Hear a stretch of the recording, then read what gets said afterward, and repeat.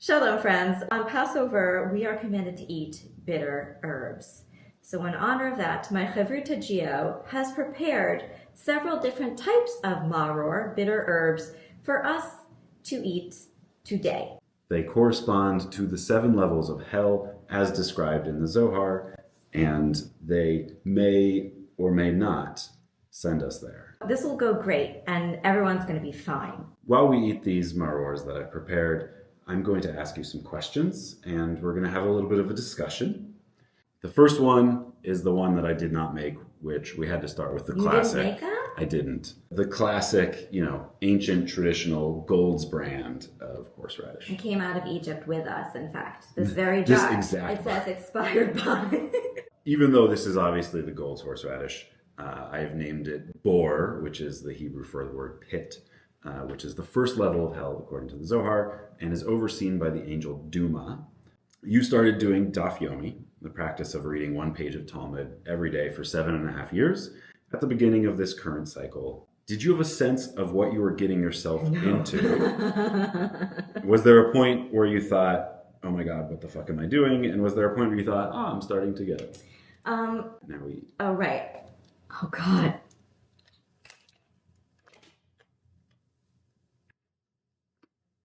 So just when you start Daf Yomi, they hit you with the what time do you say the Shema and stuff, what time do you do different blessings. But this one was all about demons. In fact, it's the one Rav Bevai puts the capels into ashes in his eyes. And at that moment I knew, why would I want to do anything else with my life? This one wasn't that bad. No. I barely feel afflicted. For the second level of hell is shachat, which means destruction, and is overseen by the evil Ni'atz Iriel, less commonly known angel name. I'm really afraid. I'm so afraid. When you've been doing Daf Yomi for 5 years, 3 months, and 10 days, there are a lot of memorable Talmudic passages. Some are memorable because they're interesting. Some are memorable because they're infuriating. What are your top 2 to 3 Talmudic passages when measured on a scale of wackiness?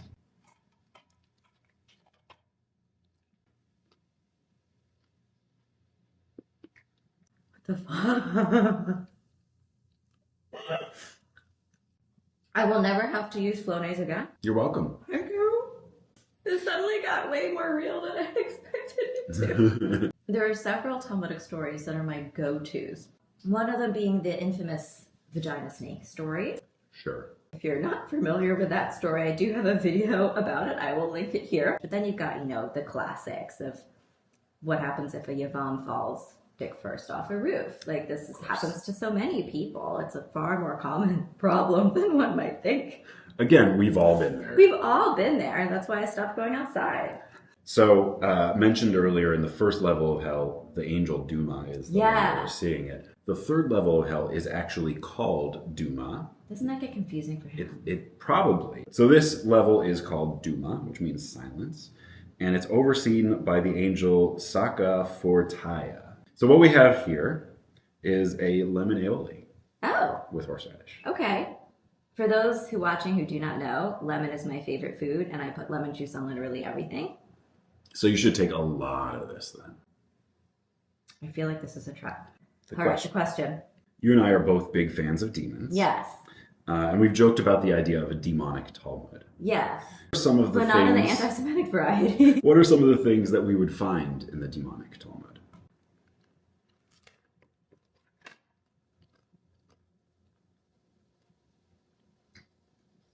That's not bad at all. That's Wait a minute. Hold on.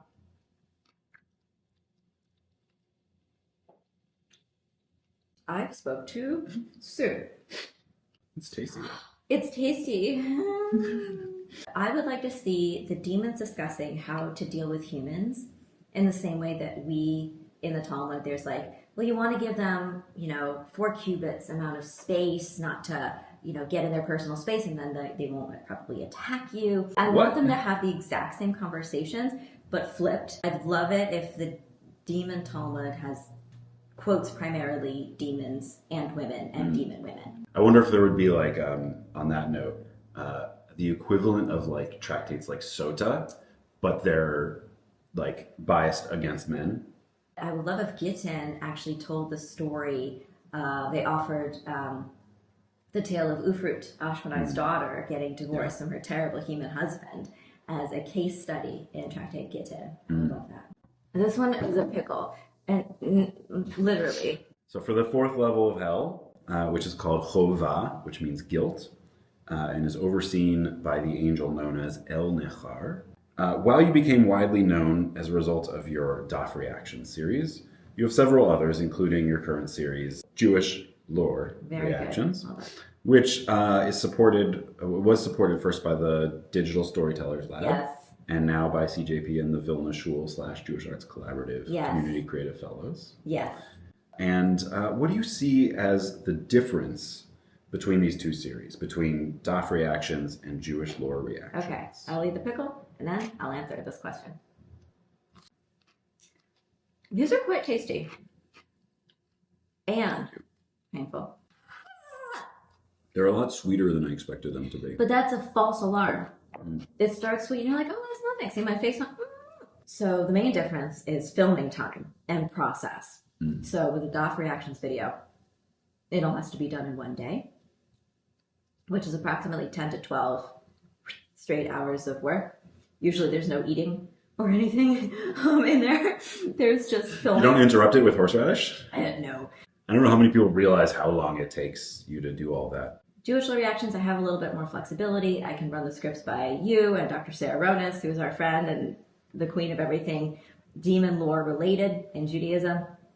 And I'm able to like really work on fine-tuning some of the jokes and then putting a lot more into production values. So hair, makeup, costume. Sometimes I act out the different characters over multiple different days, because if you're doing the full face for like the Angel of Death makeup, you cannot wash that off.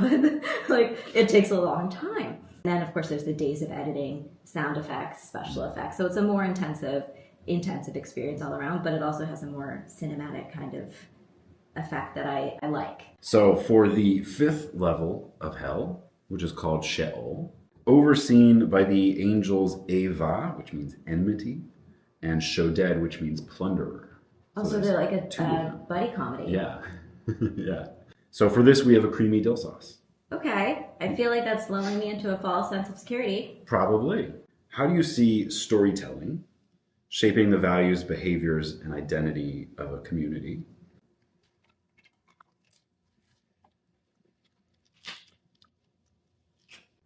I'm waiting for something bad to happen to me.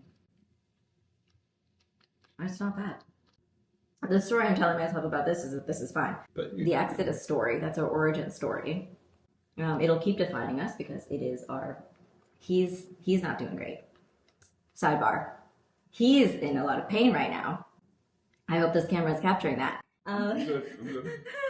When I think of stories that have affected me in my life the most, most of them are Jewish stories, but let me be honest, it's Lord of the Rings. My father read it to me when I was 4. Everybody knows, I talk about this all the time, the Venn diagram of Judaism, Lord of the Rings to me is just a circle. This is for the sixth level of hell, which has 4 names. Mavet, which means death. Ra, which means evil. Evil death. Salmavet, which is the shadow of death, and Ophel, which means darkness. Okay, so it's a little bit unclear in the Zohar. I think this one is overseen by Lilith. She must have such a great time. Would you talk a bit about how you view the balance between humor and emotional / political impact? I don't like this one. No. No. Is there chili in this? Like chili powder flakes? There is a... Lilith, you bitch. Okay, the balance of comedy and seriousness. So some things you have to process with comedy, mainly trauma. You have to process with comedy. That's how we do it. That's what Jews do. Some of the Talmud is legitimately hilarious. And intentionally so. And there's stuff that they don't intend to be funny, and that's still funny. But there's plenty of stuff that they intend to be funny, and that's fucking hilarious. But I also find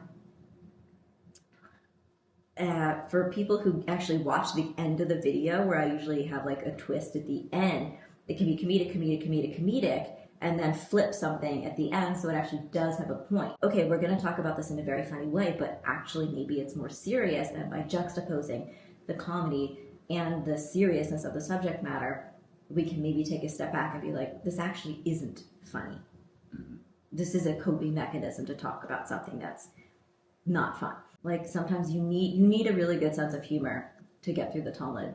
The reason I feel comfortable to make jokes about Talmud is because the sages of the Talmud are making jokes.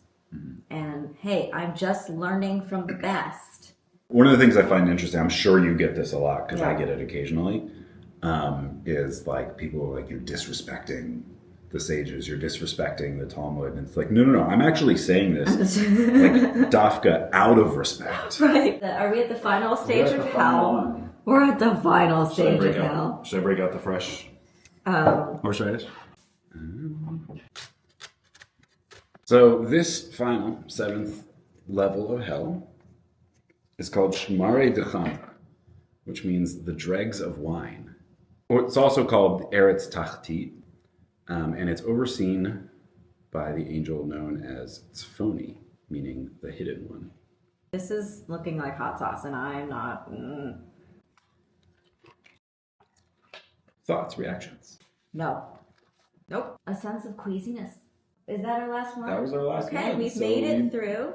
survived. Gio, thank you so much for Thank you. introducing us to the 7-layer 7-layer dip of horseradish Gehennom. dip of Gehennom. Go follow Gio on Instagram. Jewish Yo Memes. Jewish Yo Memes. Chag Pesach Sameach, everybody. Fuck some ass.